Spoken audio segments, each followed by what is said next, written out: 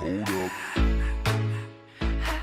first question for you guys is, let's talk about the overall state of the real estate market and the climate for development in the U.S. Let's look at residential in particular. What's the outlook? It seems like there's a lot of different stuff going on and some disparity between the luxury market and the rest of the market. Anybody want to jump in there? You know, Daji Hao Shanghai. Welcome to everybody. I want to just start off by saying that, you know, there's a lot of confusion that I think with respect to the overall state of the residential market. And one of the things that a lot of us tend to forget is the amount of supply that we had in 2007 with close to 27,000 apartments for sale. And I'm speaking specifically in New York City. And that was in 2007, we had 27,000 apartments for sale as overall product. Today, as we're ending 2016, we only have 16,000 apartments. So we're 40% less than the high mark that we had in 2007. So very candidly, it's obviously turned into a much more normal buying cycle if you're building new product or selling new product. There was a tremendous amount of hyperactivity that happened for a couple of years, but New York is extremely strong and still an extremely safe haven, and essentially we are the new London in the world. Mm-hmm. Shang, you have a project in Midtown called Mima. You're selling condos there. What is the market for foreign buyers right now? What are you seeing this year compared to last year? What's the overall market like for developers in New York? I think that largely depends on what product you deliver to the market. As people know, Chinese investors, they're money sensitive in terms of deal size. The Mima project, we're aiming at the target between 1.5 million to 2.5 million. That's a pretty comfortable range for Chinese investor to take action. So that's why so far we're satisfactory with our sales pace on that project. But also, of course, as people know, in the high-end luxury condo market, it's softened a little bit. That's basically a result of supply and demand. It's nothing close to similarity of 2008 or 9, although a lot of media saying the market is going down or crash. I don't feel that way at all. We're very optimistic for 2017 and the future. But you do hear from brokers and also people in the field use the word strange to describe the current market. I think another word for that is interesting, or also I heard uncertainty. Those are the words people begin to use to describe the market. I think that's easy. It's understandable when the supply demand, and also in the past 2 years, it was so hard for land trades. We know there's a $28 billion in the past 2 years, and also in Manhattan alone, there's 19 billion land trades, and also there's 9.2 billion on debt that will become mature in the next 2 years, 1 to 2 years. A lot of things will happen on the way, so people are waiting, and that's waiting is also a strategy to attack. And did you start out your project thinking you'd have a certain percentage of Chinese buyers, and how is that now compared to what your expectation was at the beginning? You mean the expectation on the return? Or? Well, in terms of what percentage, like did you expect half your buyers to be from China? Did you expect... I mean, I have a pressure sitting here as only Chinese. Primarily right now, most of the capital, you know, we're access to our Chinese capital. Okay. I think that Chinese capital will become very, very influential in the next couple of years. From morning to now, there are so many panels talking about that. Although the Chinese foreign policy become tightened and more strict, but the guidance and regulation and policy didn't change at all. And if you're talking to the people who is executing deals every day between China and the US, those people will tell you, as long as you follow the guidance, submit the documents, and you will get money out legally, legitimately. So I want to ask Scott about LA market, and then I want to touch on Miami and talk to you, Gil. What are you seeing in the overall Miami market in terms of residential development? I know you have a hotel there, but Yeah, we're building a hotel and residential building, a small amount of residential, only 20 units. But LA, the California market overall, the entitlement process is very different than New York. So it creates a natural barriers to entry because the amount of time it takes to get entitlement. The site we acquired, it took 5 years to get entitled. So there, you don't get an overbuilding. Just it's a natural, governor on the amount of construction that happens. So the fundamentals out in the West Coast, specifically LA, are pretty healthy. Now in downtown LA, where they've relaxed the entitlement process, that's a little different. We're building on the border of West Hollywood and Beverly Hills, and there's only a handful of projects, and they're normally 20, 30, 50 units, so there isn't a huge amount of influx of supply, so the demand remains pretty strong today. right.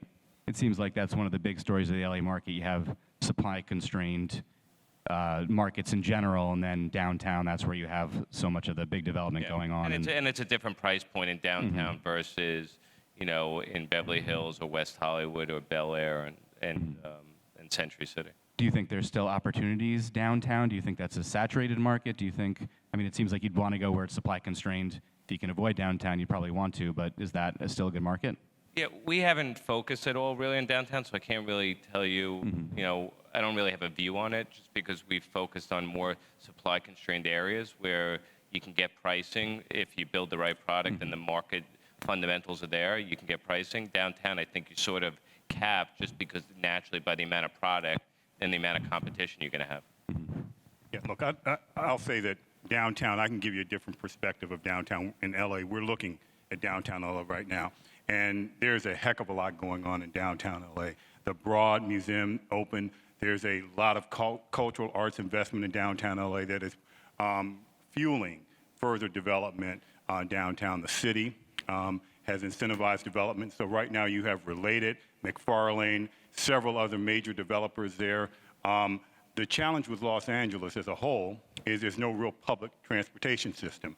And so it takes people an hour to an hour and a half to get to work in downtown LA. And so what's driving that market is people want to live close to where they work. Most of the major financial, accounting, consulting, and law firms are based in downtown LA. And so I see that going further growth. The mayor, Eric Garcetti, is focused on pushing more development there. So I would say that that's where you're going to see more development. There's no more land in West Hollywood to develop, no more land in Beverly Hills to develop. And so you're going to see much more investment in downtown LA. If you want to build a 2-story building in Santa Monica, it's probably as easy as building a 60-story building in downtown right now. Stan, you were going to say something? Yeah, I just wanted to add that think about downtown LA 20 years ago. You would never think of living down there. And it's interesting how it shifts. Being in a place like China, we know a thing or two about traffic here. And LA's been notorious for traffic for some time as well. So that proximity to the workplace and living very close to the workplace is something that's important. And it's actually become attractive to people. Similar to the way in New York, actually, with the Parks Commission being cleaned up 15 years ago, you wouldn't go near a park. And now the priciest homes and the best sites are located right on the park. So it's kind of a matter of shifting with the market. I think you're seeing that around the country where downtowns are starting to revive. Even in Miami, just 15 years ago, you wouldn't go downtown after 5 o'clock at night. So it's something that you're seeing around the United States where people are tired of the traffic, the mass transportation is not happening the way it's supposed to be, and so therefore that's why these downtowns are growing. Yeah. We're doing a project in Midtown Miami, partners with the Related Group on Hyde Midtown, and it's been a tremendous success for exactly that reason. People don't want to commute to work, and it's a great place to live, and they're very close to where they want to be. What do you see as the next steps? LA is a darling for Chinese developers. Miami, surprisingly, in the first half of the year, I saw one report where it was the 4th after New York, San Francisco, and Chicago. Miami had the 4th largest amount of investment thanks to a couple of big deals that just happened to happen at that time. But what do you see, in the next year or two for Miami? Well, Miami has been going strong. We've had a bit of a slowdown because we were ramped up so strong between 2012 and 2015, 2016. So in relation to there, we've seen a slowdown. But it's a stable amount.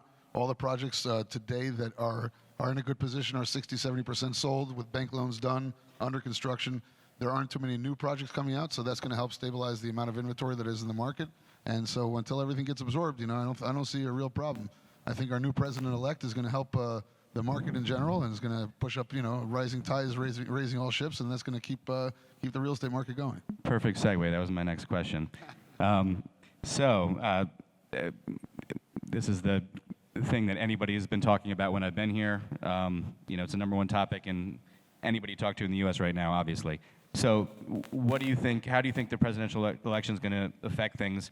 I mean, investors don't like uncertainty, but on the other hand, investors are excited by a Trump presidency, partly because he's a real estate figure and they think it's going to mean pro-development policies. How do you guys feel about that, short-term, long-term? Hey, we feel very strongly about the Republican platform for the economic prospects of the U.S. With all the rhetoric that took place during the campaign, the reality is that the Republican platform and our president-elect's platform is absolutely pro-business. It's smaller government. It's anti-regulation.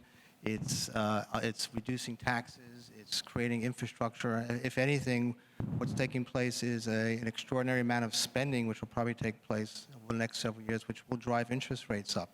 Interest rates being driven up affects real estate in different ways, depending on what kind of asset class you have. So some interest rates are very good for real estate, and some interest rate increases are more challenging for real estate. But overall, from a real estate perspective, having the ability to have friendly local governments now being backed by friendly federal regulations, encouraging development, encouraging small businesses to grow, and causing deregulation is something we've been waiting to see happen for 8 years now. Oh, go ahead.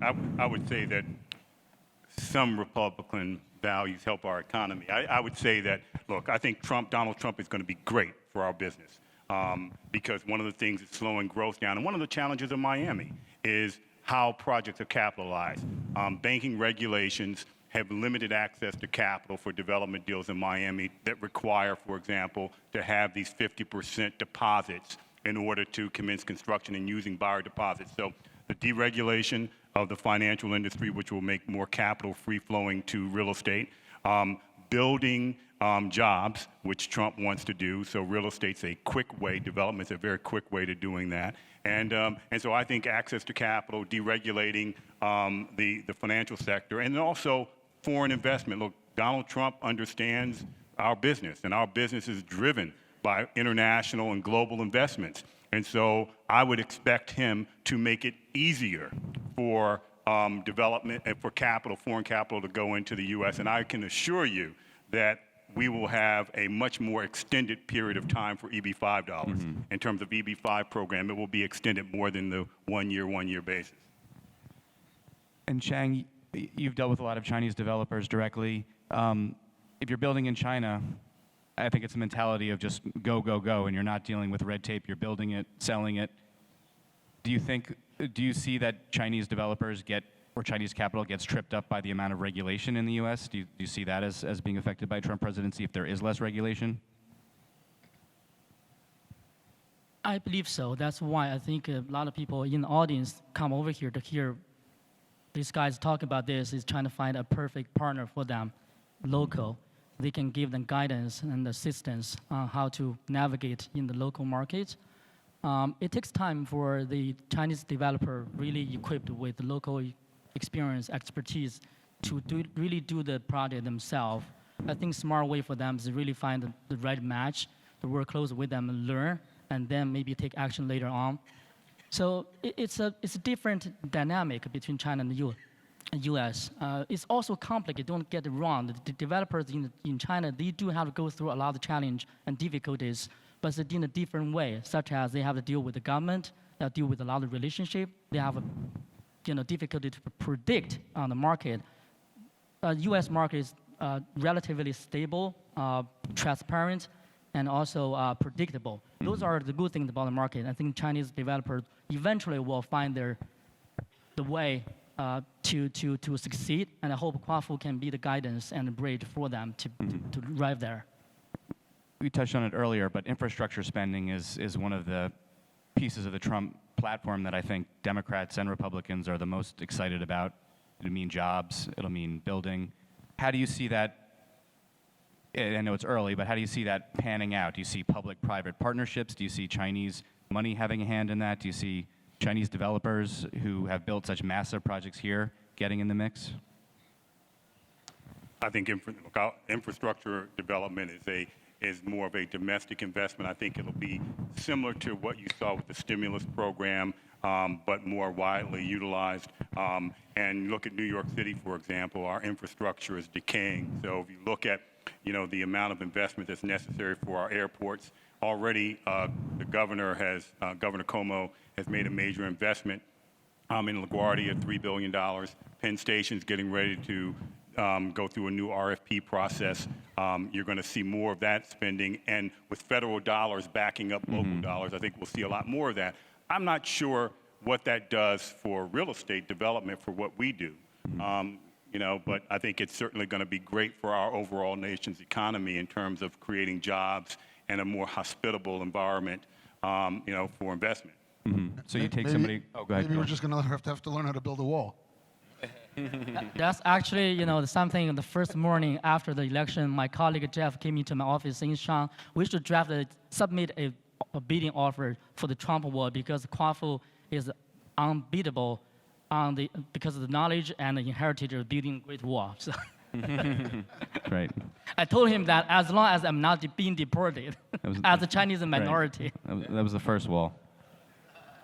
But do you see, I talked with somebody from Greenland last night, and they're, like I was saying earlier, their minimum project in the US right now is $1 billion. Do you see private companies like that getting in the mix, or is it more just the AECOMs building out building infrastructure? I think from a political perspective, Donald Trump ran on bringing jobs back to America. I do not think that there will be a political will for that to be a global effort. That is, our business is a global business, but I do not see infrastructure with this political climate in the United States being a global business opportunity. I guess maybe it could be a secondary thing where they're building up developments next to infrastructure projects.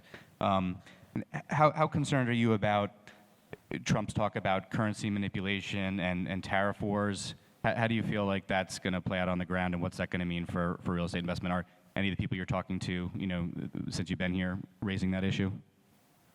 Everybody's raising the issue, but it's a lot of campaign rhetoric, generally. It's not good for the economy, and it played to certain constituents that got him elected. But generally, it's bipartisan that free trade is critical to the U.S. Eliminating free trade eliminates jobs. I'm We sure. have a I'm check sure. and balance ultimately- system in our country too. So the president's not a dictator. He's got to go through a political process in Congress, and the minority party, the Democratic Party, is very close to being on equal footing in both chambers in the Congress. So I don't see him being able to do these kind of far-flung political promises and rhetoric like Ziel said. I think a lot of that was campaign rhetoric that came from shooting from the hip more than a long thought process. The Democrat, I'm a Republican. What we really just saw, not just in the United States but around the world, was we saw the first reality TV star become a president. And so a lot of what was vocalized during the campaign and what was proposed essentially was extremely nonsensical, unrealistic, and we have checks and balances in our country. So I can almost tell you that things are going to be very similar to what they were before. And when you look at the establishment that's coming in today, whether they're coming into various positions that are opening up, whether it's Secretary of State or some of the things that we're hearing that there are close picks to, these are government people that have been around forever, and we are not going to abandon our policies of globalization, working with the Asian communities, whether it's Japan or China or Korea or Taiwan. I mean, this is one hand washes the other, and the cooperation and the coexistence that has helped us become. We're still number one. Sorry, you guys are number two. As far as global economies will continue. None of that is going to change. And I wholeheartedly believe that we're going to start seeing, God willing, a more presidential individual emerge, understanding the power of the seat that he has taken over. Let's also remember, before he was President-elect, Trump was a reality TV star. Before he was part of modeling campaigns, he was a very successful businessman. And regardless of which side of the aisle you stand on, I think he will continue those business practices and deliver a level of quality that he's become known for. Yeah, you know, one of the things, since I want to say this as an American, the views that you heard that came from Donald Trump during the presidential election do not, many and most of the offensive ones do not reflect the values of our nation. They don't reflect the perspective of most Americans. Most Americans welcome diversity. We are a nation of immigrants. That was how we were founded. We are better because of immigration. We are better because of foreign capital in our country. And if Donald Trump continues to articulate the views that we heard during the campaign, the United States Congress and the American people will put the brakes on. So we welcome investment, and you should not be discouraged by one man. One man comes and goes every 4 years, and our values endure. And I know that, look, the Chinese investors are long-term investors, and the United States of America bet on us long-term. One man, and one man with a big mouth, does not change our values. I mean, if I may speak for the as representative for the Chinese people in the audience, I think we are concerned very much on the Trump's policy and strategy on the Asian side, and what's his policy for Japan, Korean, Taiwan, and China's Southern Sea. So far, everything is smoothly going on. Everybody here in this room is beneficial of this relationship, ongoing transactions. If the landscape changes because the different policy or the people around Trump doesn't really hold him, going through the way as we having before, we have the concern that may change the relationship between China and the U.S. that will somehow impact the economics what we're dealing here right now. You can see already that the world is taking word about this. I mean, Prime Minister Abe was meeting with Trump yesterday because Japan is one of our major trading partners in the United States. But ultimately, before any of these decisions are made there, I'm sure there's a lot of studies on what the effects of having these tariffs or that he's talking about or whatever the offset effects are. And before they make any decision, it's going to be a well thought out, intelligent, not knee-jerk reaction kind of decision that's really going to make a lot of sense. And the Donald Trump that we know is a guy who's logical and makes logical sense and is not going to go, putting out a fire to go start another one somewhere else. And by the way, again, the United States Congress has to approve those kind of steps. And so there will be a check and balance in our country. And by the way, our country has done this before. We go through every 15 to 20 years a test, a tug of war of what democracy looks like in America. And this is one of those. But it'll settle down, and there will be a more active Congress, and likely some tug of war, and the president-elect will actually have to compromise to get his own party to go along. Because one of the things, just remember now, there were many members of the Republican Party saying they were going to vote for Hillary Clinton. One of them is now being considered for Secretary of State, Mitt Romney. So in the end of the day, by the way, I have said this to many people. Washington, D.C. is not ready for Donald Trump, but Donald Trump's not ready for Washington, D.C. He's going to be surprised. Things are done a bit different. That's my hometown, by the way. Washington, D.C. will slow this process down. Nothing, unfortunately, gets done quickly in our government. One of the things I've really enjoyed about these 2 days is talking to people who are super enthusiastic about Trump, talking to people who are not as a little more wary of Trump, talking to Chinese who want to know about it, and I think just having a dialogue at this level is really important too. I mean, we're not talking with Trump here, but a lot of these guys up here actually have pretty direct access to the highest levels of power. But I think it's good that people are talking about it, and the Thanksgiving holiday is coming up in the U.S. when all the families get together, which some people are worried about this year because it's more divided opinion than normal, but I think it's actually a pretty healthy and good thing.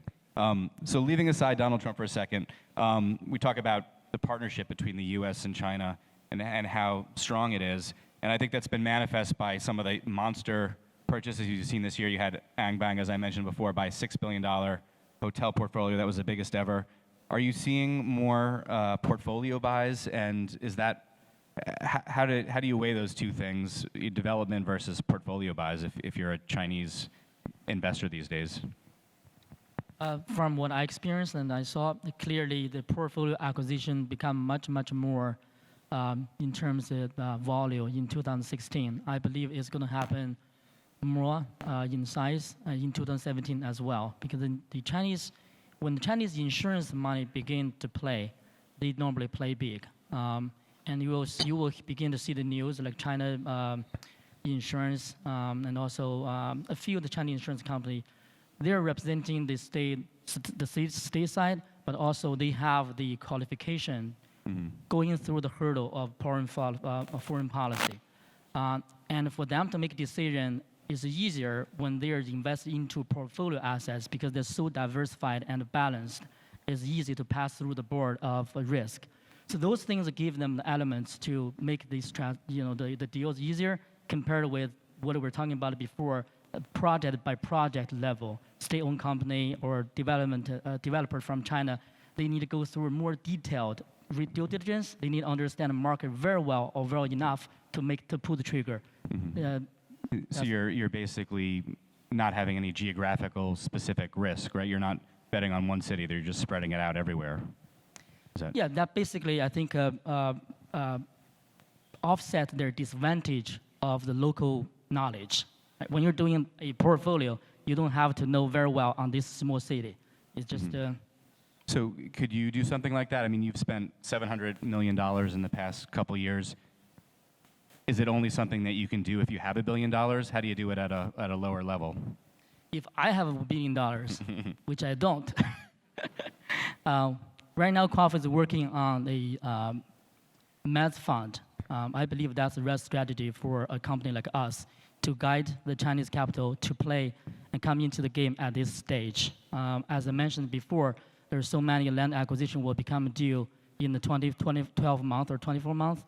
And the Chinese people, if Chinese capital, if you come in as equity investor together with me, I'll be very happy because we share the risk together, but we're going to have net merit at the same time.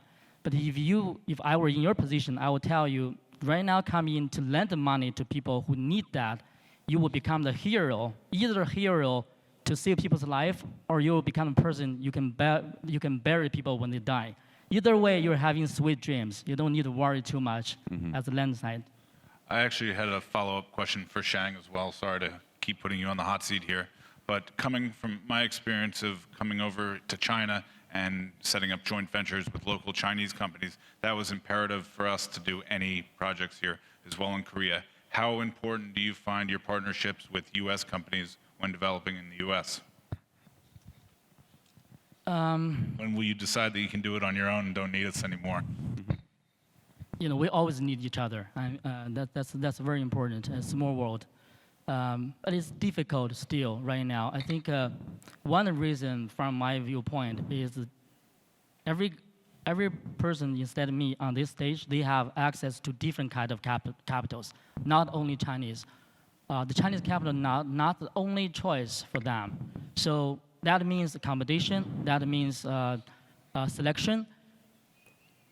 That is not something the Chinese capital used to be when they are in China. They're always wanted. They're being treated with privilege. But when they go to the U.S., people have access to Middle East money, Canadian fund, teachers fund. There's so many choices for local developers.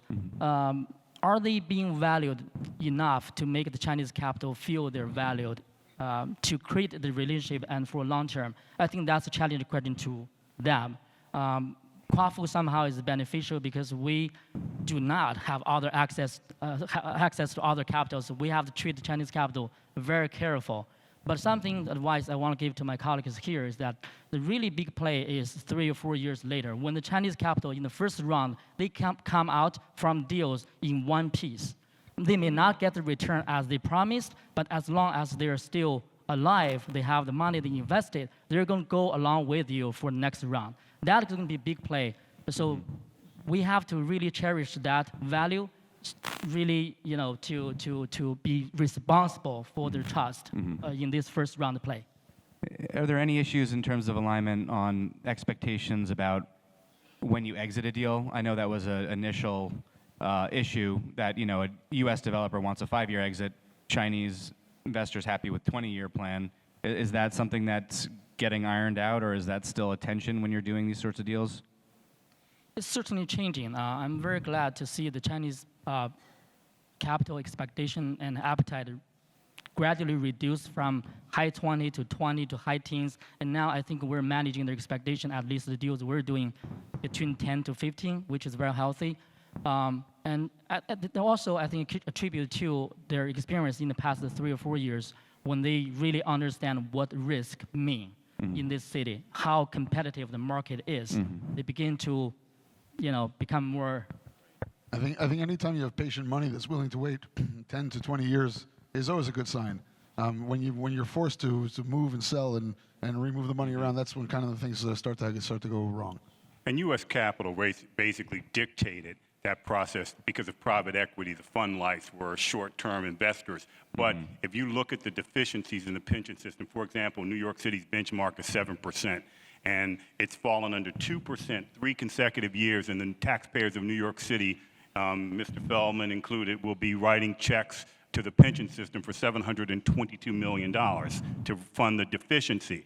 So the pension systems now are looking more longer term because they want to get their benchmark return. So you're going to see them, look to more longer term investments. And I think that domestic capital is going to change the outlook for our industry in terms of short term capital. And Ziel and Scott, you guys are both seeking EB5 financing. How did you come to seek EB5 versus looking for individual investors, or what was kind of the process there? I think the EB5 is a different part of the capital stack. So, the mezz. It's typically mezz or preferred equity. It can be first mortgage.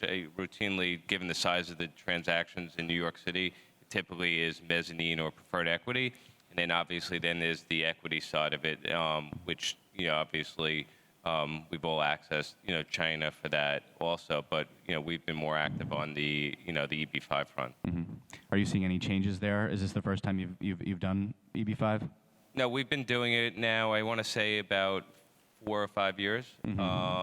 So there's obviously the legislation expired in September, got extended to December. It looks like it's going to be extended until March of 17, and then there'll be, I think, under this new administration and Congress, there'll be a long-term solution.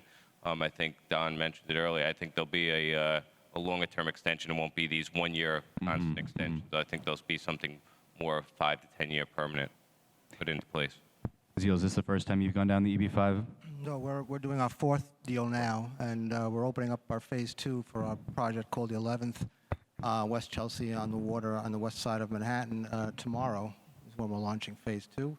We've been very successful with the program through U.S. Immigration Fund, Nick Mastrioni, and we look at it as a fantastic addition for U.S. workforce as well. Every investor is actually creating 10 jobs, so it's both politically correct, and it's great for us, and it's a cheaper form of equity and mezzanine, as Scott said, than we otherwise receive. How is it now for the individual investor as far as getting money out of China? Shang, we spoke about that the other day. Next year, I'm not going to be the only Chinese on the panel. Certainly, it's tougher. It does have impact on the sales project in Manhattan, as far as I know. But don't get it wrong. I think the government basically be more strict on the monitoring and the regulation. It doesn't change the guidance and the rules. So right now, the law is the same. People should have only $50,000 per person each year. But some people using that rule or having, it's called the ant movement to avoid that regulation. The government saying you stop doing that because I think January or this year, there's a big drop on the Chinese foreign reserve. That basically alerts Chinese government to be more tough on that one. But for long term, I personally very optimistic about the Chinese foreign policy will become more open and open. and everybody knows the QDII2 already in place is just not effective yet. I think that will become effective in certain cities to try out for that kind of investment overseas. You were saying a lot of Chinese were using a Hong Kong investment vehicle, insurance vehicle that was helping to get money out of China. Was that a major hit as far as getting individuals' money out? To play the hide and seek between the investor and Chinese government, you have to be always creative to do what you need. As people know, the asset shortage in China is an issue. People in audience, the reason why it's more people than last year, I think is one of the reasons because that they have to go through Hong Kong using the insurance product to basically to get their money out. But the insurance company from Hong Kong immediately show that channel, and Chinese government, I believe, a month ago, shut down that channel as well. You can't do that anymore. Last question for you guys. I'm getting a signal that we have to wrap up here. Are you seeing when you're dealing with foreign investors, are there more boots on the ground in the U.S. these days? How is it in terms of dealing with partners? Are you seeing them have more of a platform basically in the U.S.? We have limited foreign investment in our projects, but we did sell a major site, in fact, the last development site in Miami Beach, to China City Construction, and they are executing the development themselves, a second major investment in Miami. So what we're seeing, at least in Miami, is Chinese investment on a more significant scale as direct developers, so that's a trend we see in Florida at least. Did the local knowledge there on their part, did you see, I mean, were you in touch with them 2 years prior? Did they have a guy down there that was a full-time down there, or how did that work? They had a person full-time, and they approached us. We weren't sellers, and so they approached us, so they naturally paid a significant premium to induce us to sell, but they understood it, and then they found a way, because of their knowledge in the marketplace, to create a different type of value. So our project was permitted, ready to go, and they went back and redesigned the building and got variances and maximized the unit count. So they were very sophisticated in their approach. They had boots on the ground, but then they also relied very heavily on some of the top local consultants and land use advisors. And is there anything you'd suggest that Chinese companies or investors do differently in the U.S.? What's one learning thing that they need to do? To me or to anybody?